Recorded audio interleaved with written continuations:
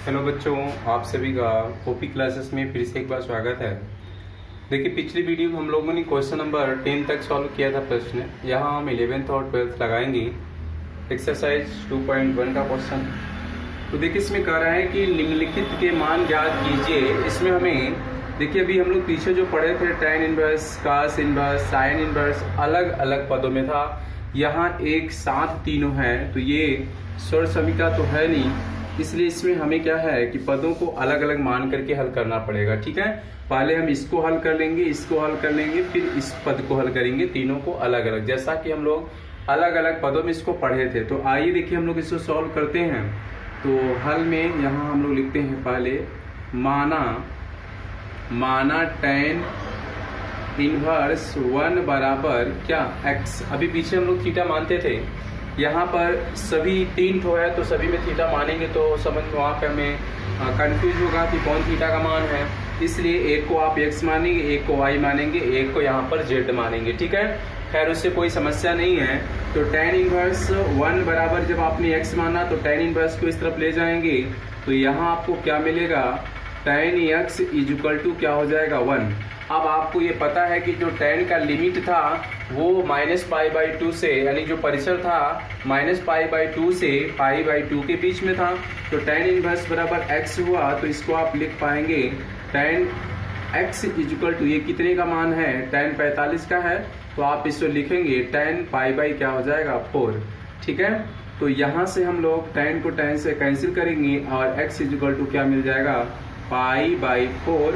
यहाँ हम लिख देंगे जहाँ x बिलोंग्स टू -π/2 से π/2 के बीच में है। इसके लिखने का मतलब क्या है कि जो हमने x का मुख्य मान निकाला है वो इसके और इसके बीच में है। x बिलोंग्स टू का मतलब ये जो x का मान है वो इसके और इस परिसर के बीच में है। ठीक है, तो यहाँ हम लोगों ने एक पद को हल कर दिया। फिर से यहाँ लिखते हैं, माना ये cos इनवर्स -1/2 इक्वल टू क्या मान लिया हमने y।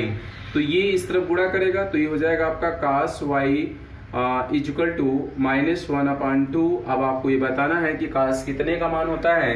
तो cos 60 अंश का है, तो आप लिखोगे cos y equal to cos π/3। ध्यान देंगे, हमने आपको बताया था कि इससे जब भी cos माइनस में आता है तो उसको आप रेडियन में माइनस कर लेंगे जरूर। तो cos y इक्वल टू हो जाएगा cos π-π/3, क्योंकि हम आपको बताए थे कि माइनस cos थीटा बराबर होता है cos π माइनस थीटा। ठीक है, तो इसको आप सॉल्व करेंगे तो यहाँ से मिलेगा cos y इक्वल टू 3 का गुणा होगा, 3 पाई में से 1 पाई आप घटाएंगे तो यहाँ मिलेगा cos 2π/3। cos से cos कैंसिल होगा, y इक्वल टू आपने क्या प्राप्त किया 2π/3, ये y का मान मिला। और यहाँ हम लोगों ने x का मान निकाला है। अगर आप चाहेंगे तो यहाँ लिख सकते हैं जहाँ y बिलोंग्स टू 0 से पाई के बीच, ये इसका लिमिट है, परिसर है। अब आप बात करेंगे तीसरा पद क्या है, साइन इनवर्स की। तो यहाँ हम लोग लिखेंगे पुनः माना साइन इनवर्स -1/2 इक्वल टू क्या मानेंगे z।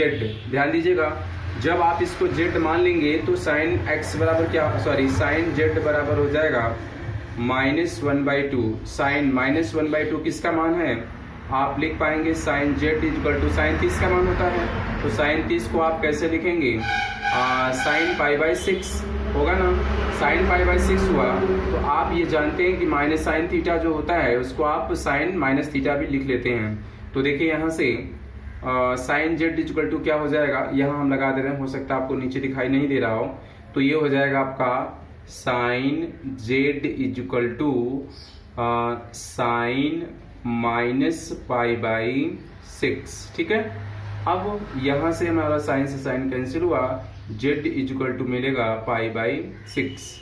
ये आपने यहाँ से मान निकाला। देखिए, ध्यान देना है आपको कि कास में जब ये माइनस आता है, कॉट में माइनस आता है, सेक में माइनस आता है तो हम चेंज करते हैं, जबकि टैन में और कोसेक में साइन में नहीं चेंज किया जाता है। तो अब आप लोग देखेंगे कि ये हम लोगों ने तीनों मानों को निकाला, क्या, x y और z।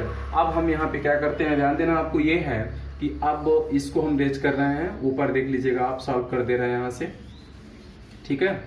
अब यहाँ हम लिखते हैं चूंकि ये मान इतना है, अब यहाँ लिखते हैं इसलिए इसको आप क्या लिख पाओगे, माने थे ना यहाँ पे, देखिए यहाँ पे हम लोग माने थे tan इनवर्स 1 बराबर क्या x प्लस इसको आपने देखिए माना है क्या y, और फिर प्लस इसको आपने क्या माना है z।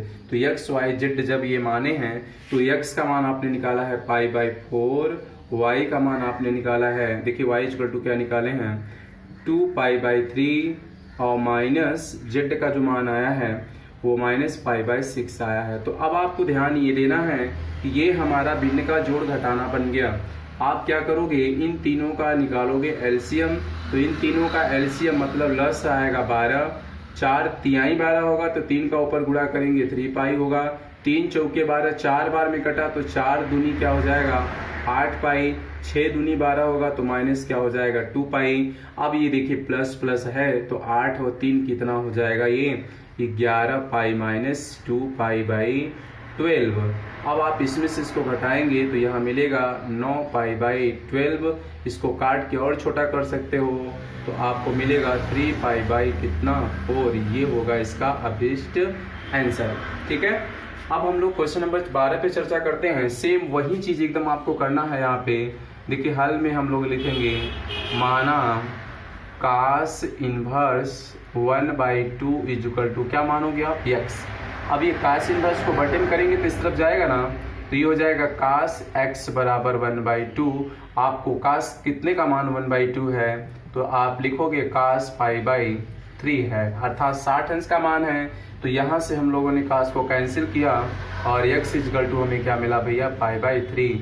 आप यहाँ लिख सकते हो कि जहाँ x बिलोंग्स टू 0 से पाई के बीच में है, क्योंकि यहाँ पे हमें परिचय cos का यही है मुख्य मान का।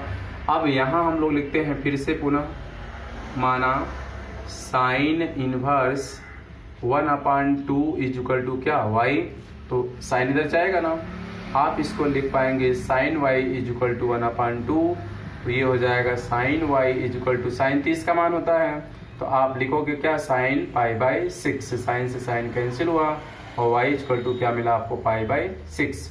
यहाँ हम लिखेंगे चूंकि cos इनवर्स 1/2 प्लस 2 साइन 1/2। अब हम लोग मान रखेंगे cos इनवर्स 1/2 का मान देखिए हम लोग क्या माने x, तो आप यहाँ लिखोगे x प्लस 2y, x का मान क्या निकाले हैं π/3 हो जाएगा, फिर प्लस 2 गुणे y का मान है π/6। हम काटते हैं ये 2 3 6 हो जाएगा तो π/3 और फिर π/3 हुआ। आपको पता है कि जब हर बराबर होता है तो इसको हम लोग एक बार उतारते हैं, पाई को जोड़ेंगे तो हो जाएगा 2π/3। अब इस आंसर ये होगा। तो आप लोग वीडियो अगर आपको अच्छी लगी हो तो चैनल को सब्सक्राइब जरूर करेंगे, जिससे आप सबको हमारे द्वारा भेजे गए वीडियो का नोटिफिकेशन सबसे पहले मिले।